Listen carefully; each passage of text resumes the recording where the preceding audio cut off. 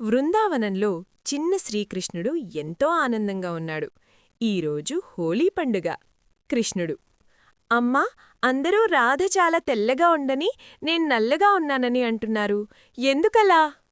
యశోదమ్మ నవ్వుతూ: కృష్ణా, రంగులు అందరినీ ఒకటిగా చేస్తాయి. వెళ్ళి రాధ ముఖానికి రంగు పెట్టు. కృష్ణుడు చిలిపిగా నవ్వాడు. కృష్ణుడు తన పిచ్కారీలో రంగులు నింపుకొని రాధ దగ్గరకు పరిగెత్తాడు. కృష్ణుడు నవ్వుతూ: రాధా, హోలీ శుభాకాంక్షలు. వ్యాఖ్యాత: అతను మెల్లగా రాధ ముఖానికి రంగు పెట్టాడు. రాధ కూడా నవ్వుతూ కృష్ణుడికి రంగు పెట్టింది. రాధ: కృష్ణా, హోలీ శుభాకాంక్షలు. తర్వాత గోపికలు కూడా చేరారు. బృందావనం మొత్తం రంగులతో, ఆనందంతో నిండిపోయింది. ముగింపు: ఆ రోజు నుండి హోలీ ప్రేమ, ఐక్యత మరియు ఆనందానికి ప్రతీకగా మారింది.